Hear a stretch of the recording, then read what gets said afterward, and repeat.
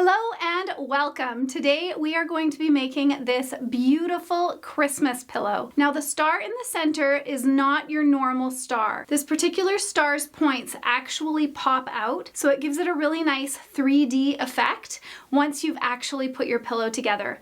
This is a beginner-friendly project. I promise you, you can do this. So a few things that you'll need to know in this tutorial is that I will refer to this center section here as the bow.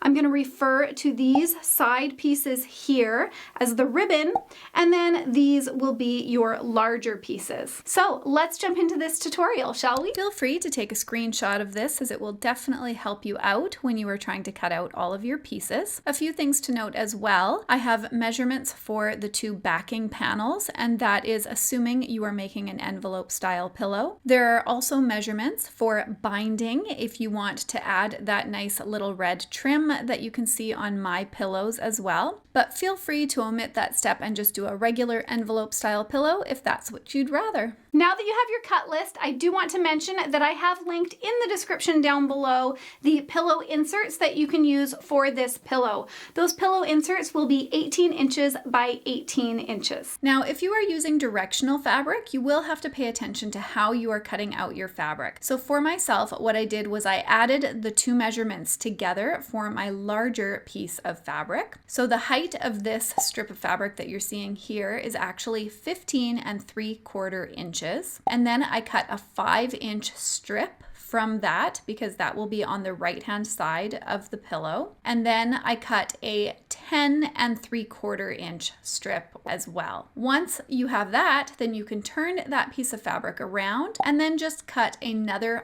5-inch cut inwards from the right hand side. That will give you the 4 pieces of fabric that you need at the correct measurements. Thankfully, the rest of my fabric was non-directional, so I did not have to pay attention to the direction of my fabric, and so I cut all of the pieces out that I needed for the ribbon and for the bow. Now it's time to prepare the points of our bow. So grab your 8 squares that measure 3 inches by 3 inches, take them to your iron and press them wrong sides together so that the right side, the pretty side of the fabric, is facing out, and press all 8 squares into triangles.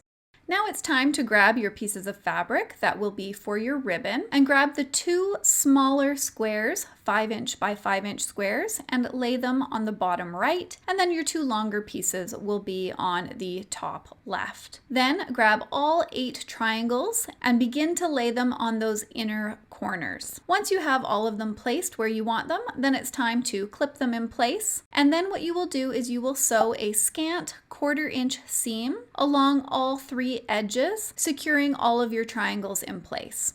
A scant 1/4 inch seam is just a little less than a full 1/4 inch seam, and the reason being later on you will be sewing a 1/4 inch seam again, and so you don't want your first seam to be seen. Now that your triangles have been secured in place, lay your ribbon out the way you originally had it, and then puzzle piece those larger sections in place. Again, your smallest 5-inch by 5-inch square will be on the bottom right, and then you will lay the rest of your fabric accordingly, and then grab the center star and lay it in the middle. Then sew 3 strips of fabric, so 3 sections together using a 1/4 inch seam, and once all 3 sections have been sewn together, then it's time to press your seams. So the way that I did it was how my fabric just naturally ended up laying. So the top section and the bottom section I pressed so that the seams faced outwards. And then that center section with that bow in the center is pressed inwards. Then take all 3 pieces, make sure they have been laid back in the correct order, and you can sew these 3 sections together. Try your best to line up those center seams. I like to use a pin to make sure that my fabric is exactly where I want it to be before sewing a 1/4 inch seam across those edges. Now that your pillow top has all been sewn together, it's time to press those 2 final seams. And to make sure that your pillow does not get too bulky, I suggest pressing those 2 seams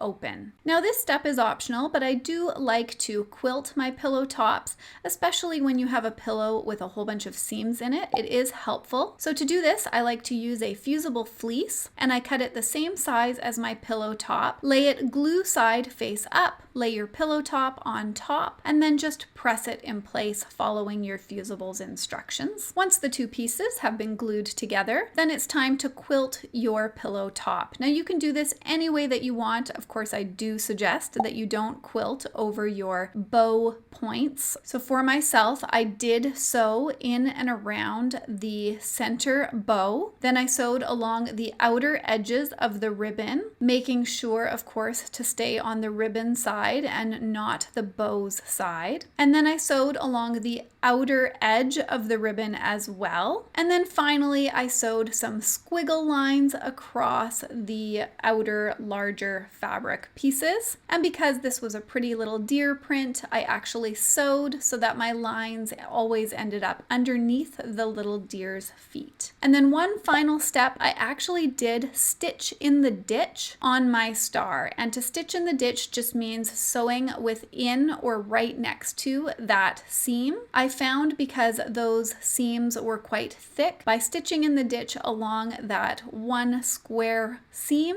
it just held everything in place so much nicer. Now it's at this point that you need to decide, are you going to do the envelope style backing or not? If you are, then follow along. I do make the 2 panels for this backing, and I do have a tutorial for you on how to do an envelope style backing without this binding. If you want to add this binding, then just keep on following through this tutorial, because I will show you how you should lay out your fabric to add the actual binding itself. And then I will link to another tutorial that will walk you through how to add binding to any project.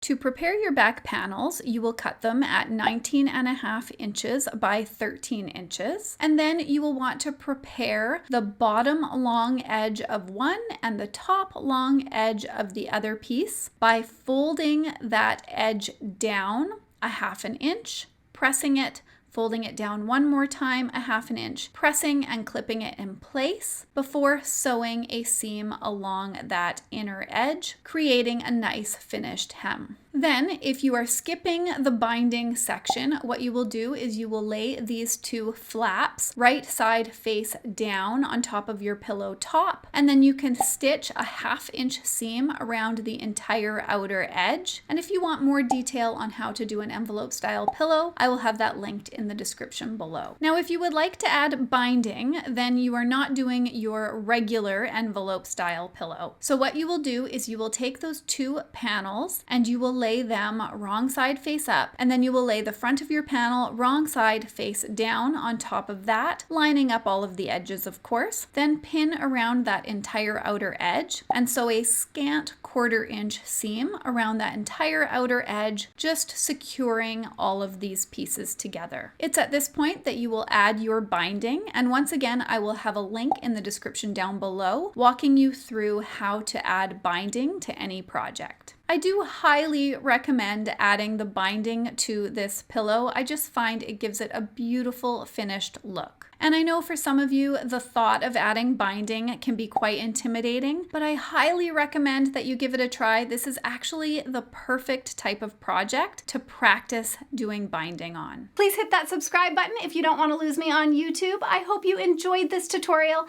I hope that you make one of these. Please let me know in the comments down below what types of tutorials you look forward to in the future, and I will try and make those happen for you. And I hope that you guys have a very Merry Christmas.